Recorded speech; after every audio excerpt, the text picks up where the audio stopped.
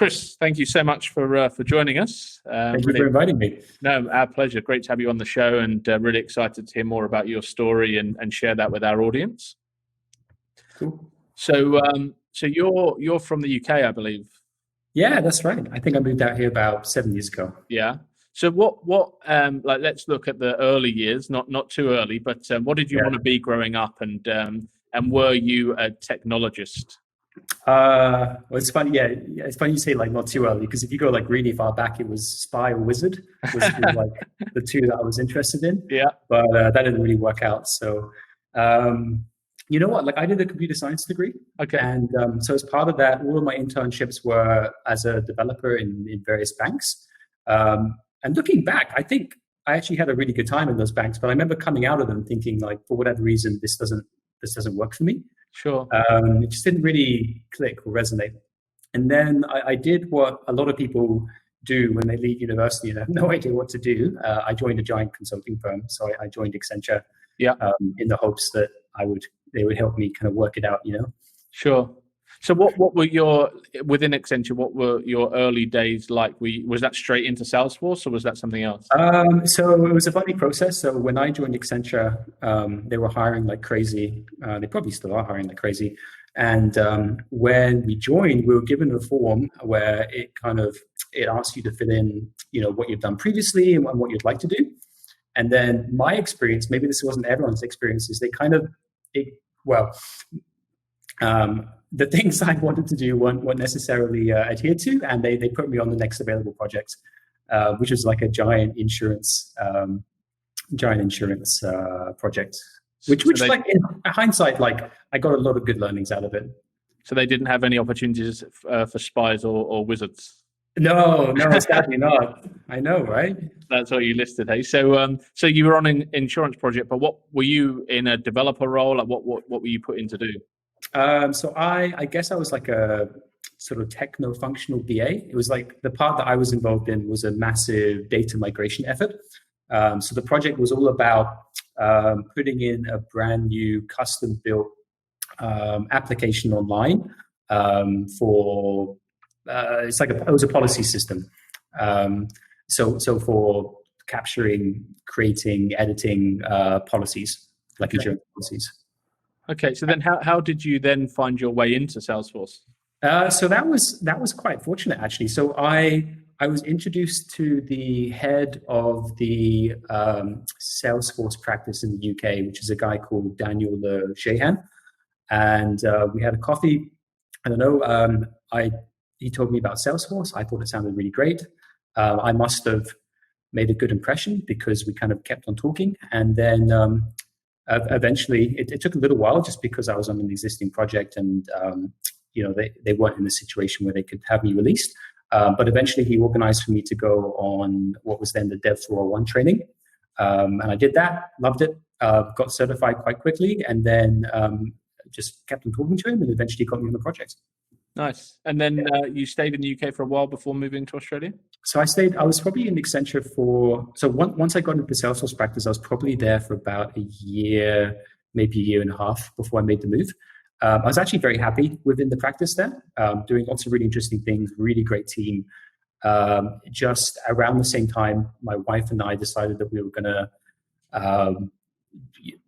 kind of do the dream of moving and moving abroad. And my wife, or then girlfriend, was half Australian, so her dream was always to do it in Australia. My dream was to do it somewhere, and so we kind of combined dreams and decided to make Australia happen. Yeah, cool. So then, what was the market like when you first got here? Did you land in Australia and say, I need a Salesforce job, or did you line that up before you came over? So I was really lucky. I actually tried to make it work with Accenture first, but for whatever reason, it was just taking a really long time. Through a mutual contact, I reached out to a guy called Ari Bradshaw, who at the time was working for Cloud Sherpas, and he organized like a formal interview with Cloud Sherpas at the time. Interviewed with them. Stephen Herrick did my technical interview. Got a job offer, and I was really lucky. I managed to kind of land a job offer with Cloud Sherpas before coming over, and then just I couldn't be more lucky because it was just the perfect place for me at like where I was at the time in my career. Sure. So what would you have sold yourself as at that point? Like a developer or? So I guess kind of like a techno-functional BA at that point in time. Like I was mostly a business analyst, but like one with a bit of a technical edge to him. Yeah. And he put into the functional team when I joined Cloud Sherpas. But then I ended up, because I kind of had this technical background, because I guess I like technology and I like programming, like solving kind of technical-esque problems, I just gradually navigated my way into the technical team. Okay, and so have you ever really been like a pure coder on a Salesforce project, or have you always been have you always had that kind of mindset and technical functional start to anything you've delivered? So I think in most projects, in a lot of my kind of early days in Cloud Sherpas, there was a lot of projects where I was doing a lot of code. That being said, I've always been someone who's played it a little bit in the middle. So I've never really designated myself to technical consultant, functional consultant. I've always kind of seen myself as just being quite adaptable and just kind of filling whatever gap needs to be filled. Sure. Often was development, but I've always liked both sides. And just coming back to the computer science degree that you have, do you feel that made you a better developer than if you hadn't have gone down that path? Did that really help with becoming a Salesforce developer? So that definitely helped. So both doing the computer science degree and doing all of my internships doing development as a developer, that definitely gave me a foundation, which made it easier to get into the development side of Salesforce. Sure. And then at what point did you see the Salesforce Certified Technical Architect certification and say, that's my path, I'm going to become a CTA? So that was a pretty gradual process, and again, I think a lot of it was like, I'm hesitant to use the word luck because I've always worked hard and I've always worked towards it. But I was lucky to be part of Cloud Sherpas at the time because I had the likes of Stephen Herod. I had who, when I joined, was already a CTA and an MVP. And then shortly after him, you had Andrew Manitakis and then David Thomas become CTAs. And then we had like Isan and Melbourne. It was like a breeding ground for CTAs. And so I was really lucky to be within that environment and be surrounded by other people who were either a CTA or progressively moving towards that path, or even if not moving towards the path of CTA, the type of, like, my colleagues were all getting we're all into learning and we're getting loads of certifications. And so that combined with my personality just made it a really good environment for me. And at the beginning, it wasn't about being a CTA. It was just about learning as much of Salesforce as I could, which also involved just kind of picking up certs. So I kind of went from, when I joined Cloud Sherpas, I just had my Dev 401. And then like in pretty quick succession, I got my like admin, Sales Cloud, Service Cloud, Dev 501. Was it Dev 502? I can't remember. The advanced developer. Yeah. And then so I was just kind of working through them. Like at that point in time, like having 5 certs was like a big deal. Yeah. Which is funny to look back at because like now everyone has 5 certs or more. Yeah. To the point where in Cloud Sherpas, if you got 5 certs, you got a jacket that said 5X Club. It was like it was a thing. So I kept working at it, and then the architect certs came along, and I just started chipping my way through those. And at some point, the giant mountain that was CTA just kind of like became less and less and less intimidating. And I forget at what point, but at some point I kind of, hinted to Stephen that, hey, this is something I think I'd be interested in going for. And I think he said something along the lines of like, yeah, okay, maybe that makes sense. And then it became a go. Nice. And then I started kind of working in earnest towards it. Yeah, just on to your point about that team at Sherpas, I remember the team because I was kind of just into the market maybe a year or two around that point. And it was just like an incredible team, wasn't it? It would be so hard to recreate that now, but it must have been an amazing team to be in and amongst. It was awesome. And I was so lucky to have landed there through a mutual connection. Yeah. And Ari, another great guy who I think he's in Spain these days, right? He is, but he actually might be coming back to Australia this year. Oh, that hot off the press. Oh, the press, yeah, I just found out the other day, actually. Yeah. Yeah, nice. So from the moment you'd got Stephen's kind of go ahead, how do you then plan to go, right? I've got the application architect, the system architect. I'm now going to put a plan in place to achieve the CTA. What did that look like? How was that whole journey for you? So it was a journey of many parts. So I guess I started my journey to some degree. Like, I guess already to that point, there'd always been this like large lead up to get to the point that I was actually going to go for it. And most of that was predominantly at Cloud Sherpas, who then became Accenture. And then I started to receive a bit of a mentorship from Andrew Minotakis, who's also a CTA. And so he kind of like started to kind of guide me on, what to focus on, and started to kind of grill me on certain topics. So he kind of got me working on that path. And then not too long into that, I made the decision to move from, it was Accenture at the time, to SaaS Focus because, so one second, my phone, I'll just. So I made the decision to move to SaaS Focus, predominantly just because they were, I guess I'd had a good tenure at Cloud Sherpas Accenture. I was already maybe thinking about what my next move was, and then an opportunity came along to be the head of architecture, which for me at the time I think was a really good move and a really good role for me to move into. Mm-hmm. And then at some point in SaaS Focus, I just kind of agreed with Amit, who was the CEO of SaaS Focus Australia, that we're going to go for it. And I just started at that point for my first attempt, just kind of working by myself, but also working a bit alongside Yanis, because also very fortunate, me and Yanis were both Cloud Sherpas at the same time, both had similar backgrounds, and we were both going for CTA at the same time. So that was also really helpful to be going for it at the same time with him, because we also would have phone calls after work sometimes, would kind of, we'd discuss scenarios. And also I think that kind of provided a little bit of healthy competition between the two of us as well. Yeah. Like I actually remember there was a time where I think I was maybe started rising really hard. And then I think he called me and told me that he was going to go for it. And then I think that was exactly the kind of the nudge that I needed to start kind of working a bit harder towards it. So it was really helpful to have him, going for it at the same time. Sure. It's interesting you mentioned about the move between Accenture at the time and SaaS Focus, because we see a lot of people that, they're looking at, I want to be a CTA and my next career step has to enable me to get to that point. So what was it about that move that helped? Was it because you were the head of architecture, right? So yeah. Did you get that role that everyone seems to want, where they're sitting across all of the projects? It did help. I would say that it's important, but not essential. It is important though. So I think where it was helpful for me is one of the things that you tend to get when you work for a large consultancy is and there's pros and cons to all of this, is you can have projects that span, instead of months, span years.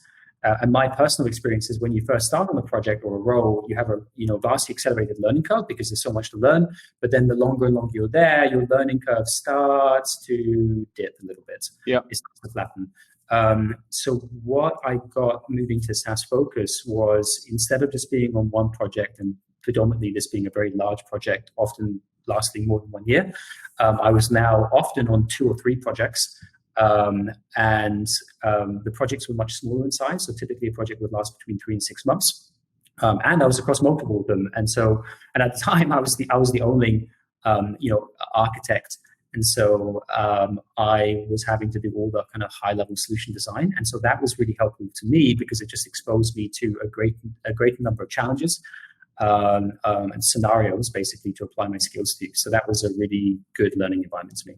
Yeah, that makes sense. I think a lot of people are looking for those scenarios, right? And if you can get them on the job rather than just have them, mock theory one presented to you, it would be a big help. It's helpful. Theory, you can go really far with theory, but obviously to really know your topic, like having the practical experience helps a lot. Yeah, for sure. So obviously you're now a CTA, right? You've gone through the whole journey and you are helping others. You've put in place in your current role. I know you're bringing people on that journey and helping others. But what would you have done differently now if you went back to the beginning? Yeah. So if I look at the things that were really helpful for me and the things I would do differently. So one thing which was extremely helpful was having a CTA coach, which I didn't have. I didn't have so much the first time. So the majority of the first time was just me and Yanis trying to work it out, basically. And then just kind of testing each other and just kind of working towards the same goal. And the very first time I sat the exam, you get marked out of 7. There's kind of 7 sections. I got 2 out of the 7, and I failed 5. And then I was very lucky going into the second attempt. I was brought into a program that Salesforce were piloting, whereby you'd be paired with a CTA at Salesforce. And I was paired with David Norris, who was just awesome. And he provided me with a lot of guidance and a lot of steering, which kind of really helped to keep me on path and kind of help me understand, what are the sorts of things I need to be focusing on, to what level of detail do I need to go into, how do I structure a presentation and play it back within a review board, scenario. And so that was incredibly helpful for me. So then the second attempt, I narrowly missed the pass. I got 5 out of the 7. And then the third attempt, I was doing it by myself, but off the back of having all this guidance from David. Sure. And obviously kind of going into the third time, so having learned a lot. And so then I passed the third time. So CTA coach, if you can get one, super, super helpful. I think in hindsight, I'm a very detailed person. I think I probably went a little bit too detailed in some areas. But it's quite hard to strike that balance, especially if you don't have that coach. So I ended up making my own flashcards. I think I made just short of 2,000, something like 1,800 flashcards, which was a lot. I think in hindsight, I probably could have gotten by with about 1,000. Wow. In terms of theory that you need to know. But there's no shortcuts. Like there's just a huge amount of knowledge that you have to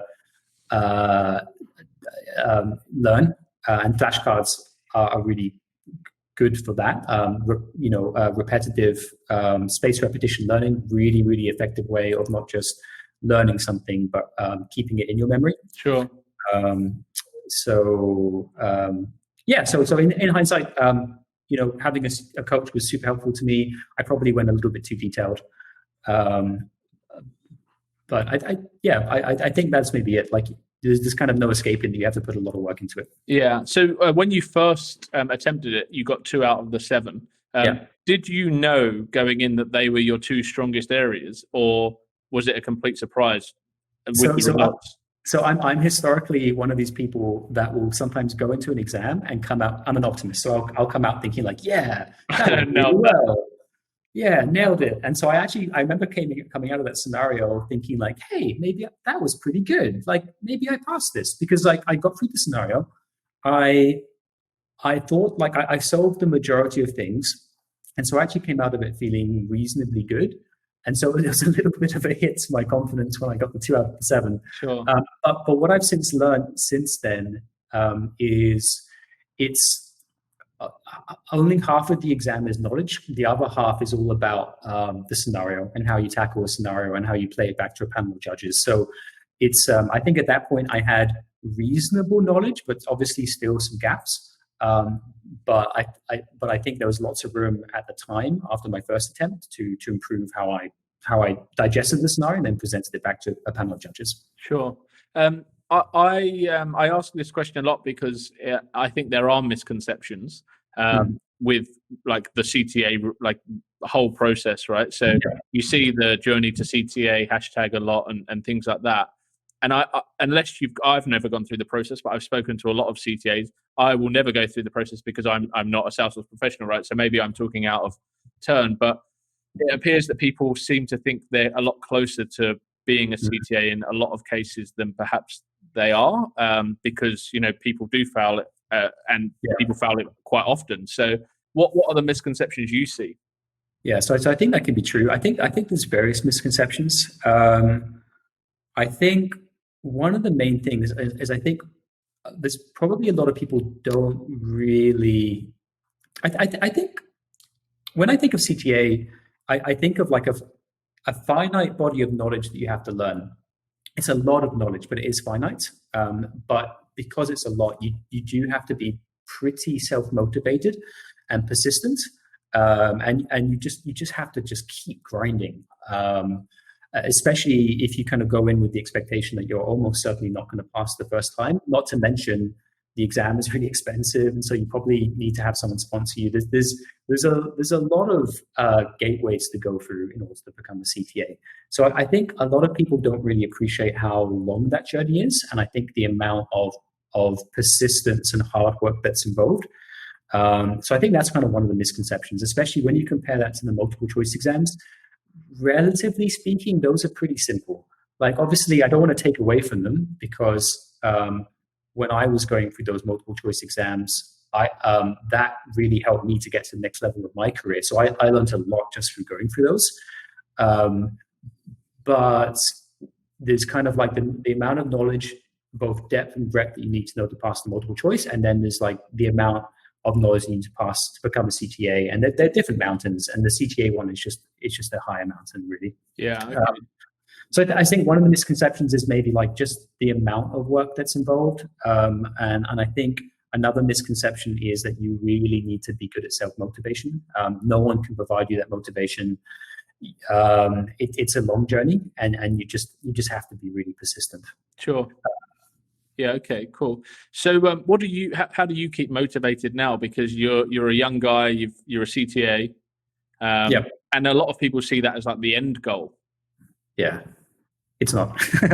It's not. It's like any goal. That kind of like, or like any mountain, you climb it and you're like, yeah, and you have your moment of appreciating it, and then you kind of look around and you realize that there's another mountain to climb, and I don't think it ever stops. It's just different types of mountains. So, in one sense, it did change my focus. So obviously, I try to keep up with the release notes and so I try to keep up of like the new platform developments, and I stay in touch with the community. But I think my focus is shifted. Now my key focus is all about, well, there's a few of them. So one of the key focuses is all about process. So I think one thing that can maybe be a little bit missed if you kind of grow up in a large consultancy firm as a technical architect is the focus on process. Because when you're on large projects, large teams, you often have a whole team of business analysts or functional consultants who are really looking at the process and breaking those down into requirements. And you kind of have the luxury of having those handed over to you, and then you have to just solve them. Mm-hmm. What is the best way to solve these requirements using the tools that Salesforce provides you. When you work for a smaller consultancy, you no longer have that luxury, and it kind of opens your eyes to the importance of process.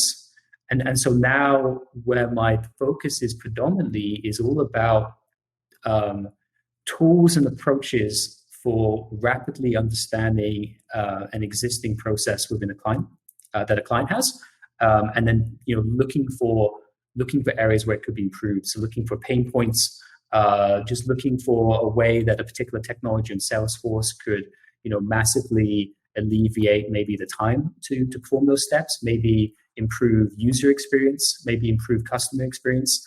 There's this kind of the famous saying that you've got people, process, and technology. I guess now my focus is really kind of learning to be a better architect on the people and process front. Sure.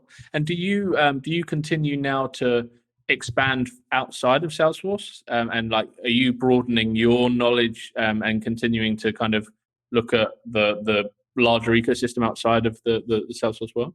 So I think to some degree, I'm intentionally not trying to become an expert in another set of technologies like AWS. I think that's like a viable path for some people, but I think my focus is really about it's Salesforce and it's the periphery technologies that you can use to solve common business challenges. And so you do need to look outside of Salesforce and this is actually one of the things that the CTA process is really good for, is it's not enough just to know Salesforce. You have to know all about, how and when you would use an enterprise service bus versus the ETL tool. You need to know not just about file storage and Salesforce, but what are your other options for storing files outside of Salesforce. And so I think the CTA process was a really good, really powerful process for exposing me to those periphery technologies. But it kind of never stops. So with every new client that I take on, there's always some new challenge that I haven't solved before. Sure. And quite often that means learning about some other technology outside of Salesforce that I haven't used before. Yeah, nice. And another area that we find a lot of technical people and people that have gone down the not necessarily that are CTAs, but that are working towards becoming CTAs, so laser focused on that goal, that they don't necessarily want to manage people or lead teams because they're like, this is going to distract me from the goal of being a CTA. You working at SaaSfocus, you were the lead architect. You're now the CTO of CloudWorks. So has managing people helped in the process, but also was that something you always wanted to do, and has it come naturally? So I think it has helped in the process, and I'll talk about that in a sec. And I think it probably has come naturally to some degree. I remember the first project at Accenture where I was given a team, and I think so. My first Salesforce project was actually a Viva project, which is a managed package on top of Salesforce. And then there was a large amount of integration work to be performed. And because I came from a sort of a technical background, I was given the role of integration lead, which was really great learning for me. And I was given a team of 6 Informatica developers. Obviously, I'd never used Informatica at this point in time. I'd never really done the integration before, but I kind of got the concepts. That's kind of one of the good things about joining a large consultancy is sometimes you can get thrown into these scenarios and you just have to learn really quickly. So it was really good for me in that regard. So I think I was kind of given management responsibilities pretty early on, and I think looking back, I think I did a reasonable job. I was able to, I think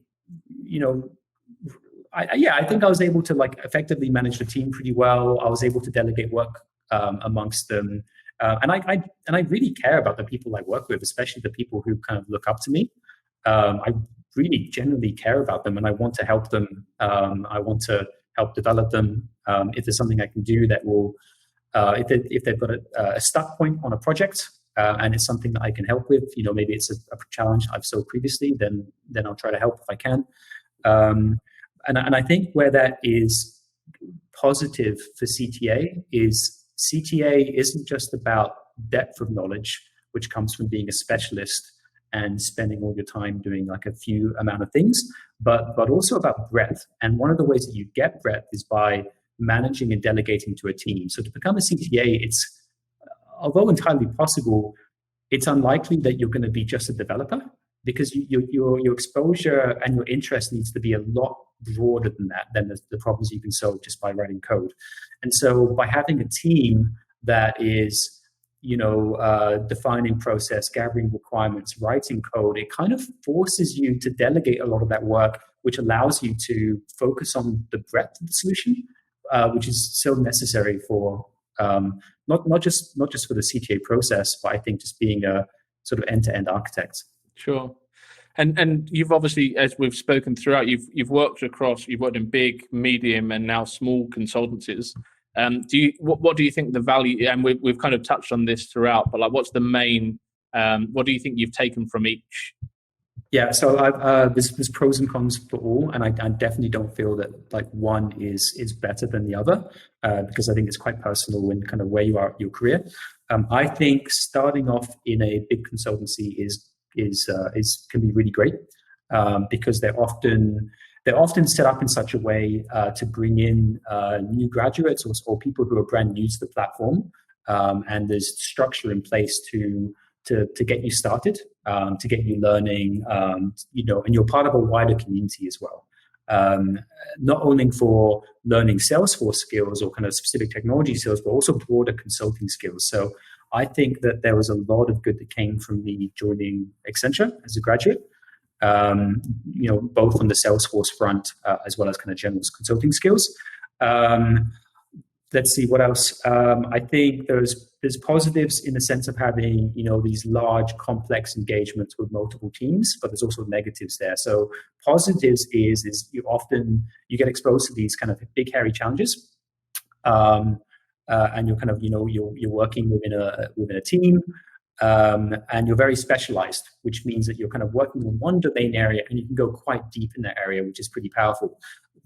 Maybe the downside of that is because those projects can last such a long time, I think not as good for your learning curve overall versus if you do kind of like more of a 3 to 6 month project. Mm-hmm. And if you're kind of on the smaller projects, then you have to wear more hats. And so there's benefits to that as well. So instead of, just being the guy who writes the code or writes the requirements, maybe, the guy that writes the code also has to write requirements or has to do a bit more process work. Sure. I think I might have deviated a bit from the original. No, I get that. I think there's and I think you've addressed all of them there in terms of like the differences between each. And now obviously growing a team, and you've hired in the past, but aside from the technical skills, what do you always look for in the people you're hiring? Yeah, so this continues to be a learning process for me, but something that I've come to value maybe above all else is just great communication skills. Well, actually, it's having great communication skills and having a great attitude. Because if you can take someone who communicates really well, they've got a great attitude, they're really good to work with, and they just love getting stuck in, then you can basically put that person absolutely anywhere.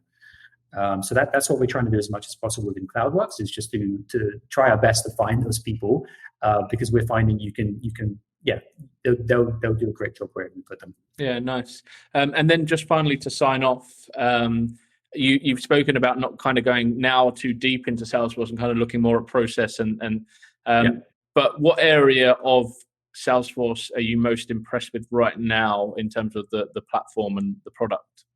So I think the bit that I'm most excited about is how there's a few things. I think predominantly is how Salesforce is bringing out more and more features that allows you to do more without having to write code.